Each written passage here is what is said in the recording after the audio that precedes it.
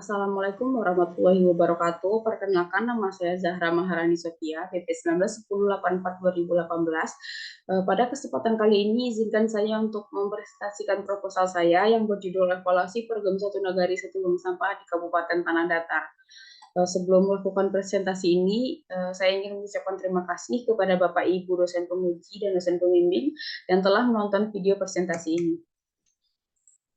Baiklah, kita masuk pada pembahasan yang pertama, yaitu bab 1 pendahuluan yang diawali dengan latar belakang.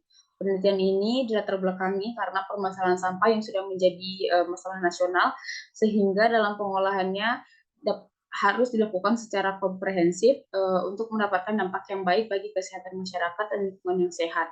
Berdasarkan data SIPSN, yaitu Sistem Pengolahan Sampah Nasional, data timbulan sampah di Sumatera Barat menunjukkan bahwa Kabupaten Tanah Datar merupakan salah satu daerah yang memiliki data timbulan sampah yang cukup tinggi. Oleh karena itu, solusi yang dilakukan oleh pemerintah Kabupaten Tanah Datar yaitu dengan membentuk sebuah program yang bernama Program Satu Nagari Satu Bank Sampah. Yang mana program ini mengharuskan setiap nagari memiliki bank sampah di masing-masing nagarinya. Program ini sudah terbentuk semenjak tahun 2018 berdasarkan Peraturan Nomor 43 Tahun 2018 tentang kebijakan dan strategi dalam pengelolaan sampah rumah tangga dan sampah sejenis sampah rumah tangga. Untuk fenomena empirisnya, yaitu tidak meratanya nagari yang memiliki bank sampah di Kabupaten Tanah Datar.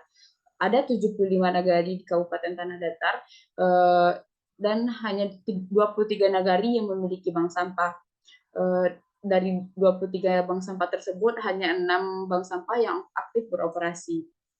Dan untuk fenomena teoritis, William Endan menjelaskan bahwa mengevaluasi kebijakan ada 6 kriteria, yaitu yang pertama efektivitas. Dalam hal efektivitas, program ini belum efektif karena belum mencapai target penanganan sampah yang sudah ditetapkan. Dan yang kedua adalah efisiensi. Dalam pelaksanaan programnya belum efisien karena masih belum sesuai dengan pedoman pelaksanaan bank sampah. Yang ketiga yaitu kecukupan. Program ini belum bisa meningkatkan kesadaran dan partisipasi masyarakat akan mengelola sampah yang baik dan benar. Yang keempat yaitu perataan, yang mana belum meratanya manfaat seperti layanan pengangkutan sampah di setiap nagari dan sarana prasarana yang masih kurang. Yang kelima yaitu responsivitas, masih kurangnya tanggapan atau respon masyarakat terhadap program ini, sehingga partisipasi dalam pelaksanaan programnya masih terbilang sedikit. Yang keenam yaitu ada ketepatan, yang mana belum tepatnya sasaran program ini karena setiap negara belum memiliki bank sampah. Selanjutnya yaitu rumusan masalah dan tujuan penelitian. Untuk rumusan masalah yaitu bagaimana evaluasi program Satu Nagari Satu Bank Sampah di Kabupaten Tanah Datar. Dan untuk tujuan penelitiannya adalah untuk mendeskripsikan dan menganalisis evaluasi program Satu Nagari Satu Bank Sampah di Kabupaten Tanah Datar. Selanjutnya yaitu manfaat penelitian yang terbagi dua. Yang pertama manfaat teoritis, yang mana diharapkan dapat memberikan sumbangan pemikiran dalam memperkaya ilmu, konsep, dan wawasan terkhususnya tentang evaluasi program sampah, bank sampah dalam mengolah sampah, serta dapat dilakukan sebagai sarana untuk mengembangkan ilmu pengetahuan dalam bidang administrasi publik.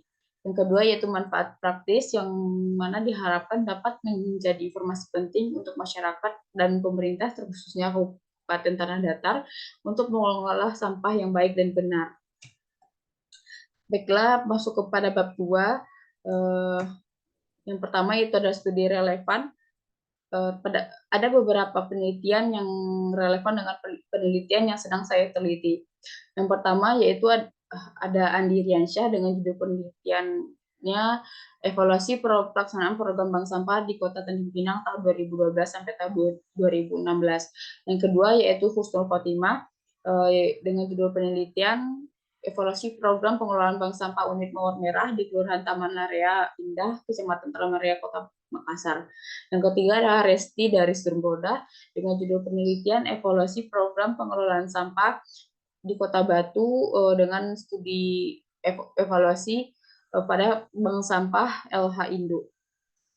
Yang keempat yaitu Muhammad Nur Subroni dengan judul penelitian evaluasi program bank sampah di Kelurahan Singorojo, Kabupaten Kendal tahun 2016. Selanjutnya yaitu teori.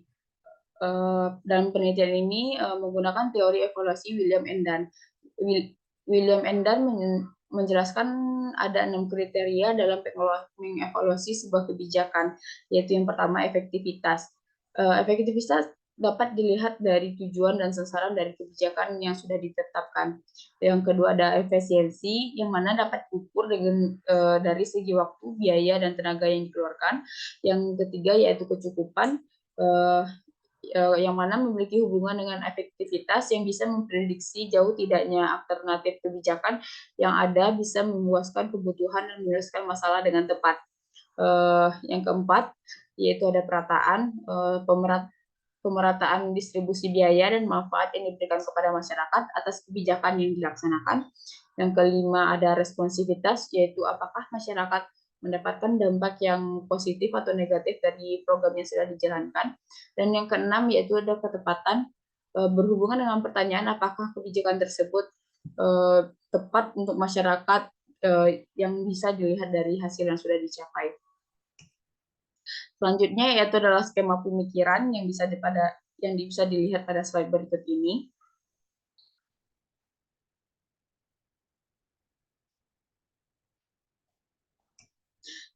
Dilanjutkan dengan definisi konsep. Pada penelitian ini menggunakan konsep yang pertama, yaitu ada konsep kebijakan, yang mana pengertiannya menurut Thomas Erdei, kebijakan publik adalah apapun pilihan pemerintah untuk melaksanakan sesuatu atau tidak melakukan sesuatu. Yang kedua adalah evaluasi kebijakan. Evaluasi kebijakan merupakan penafsiran, pemberian angka, dan penilaian. Evaluasi kebijakan merupakan tahap akhir dari proses yang dimulai dari merumuskan, menguji, mengadopsi, dan mengimplementasi kebijakan. Yang ketiga yaitu program, yang mana sebuah kumpulan proyek yang berhubungan dan sudah dirancang untuk melaksanakan kegiatan sehingga dapat mencapai sasaran yang sudah ditetapkan. Yang keempat yaitu ada bank sampah, yang mana pengertiannya merupakan fasilitas yang mengelola sampah dengan prinsip 3R, yaitu reduce, reuse, dan recycle. Selanjutnya yaitu definisi operasional. Di sini ada 6 variabel dengan beberapa indikator. Yang pertama ada variabel efektivitas dengan indikator pencapaian tujuan dari program dan pelaksanaan program. Yang kedua ada variabel efisiensi dengan indikator usaha dalam bentuk biaya, tenaga, dan waktu, dan pelaksanaan program sesuai dengan ketentuan yang berlaku. Yang ketiga ada variabel kecukupan dengan indikator hasil yang dicapai dan kinerja pelaksana. Yang keempat ada variabel perataan dengan indikator kesamaan manfaat yang dihasilkan dan distribusi dana yang merata. Yang kelima ada variabel responsivitas dengan indikator respon masyarakat dan pemerintah dan memberikan hasil yang baik. Yang keenam yaitu variabel ketetapan dengan indikator ketepatan tujuan program dan ketepatan manfaat terhadap masyarakat. Selanjutnya yaitu pada bab 3 metode penelitian. Yang pertama ada pendekatan penelitian. Dalam penelitian ini menggunakan pendekatan deskriptif dan metode kualitatif. Untuk teknik pengumpulan datanya dilakukan dengan cara wawancara, observasi, dan dokumentasi.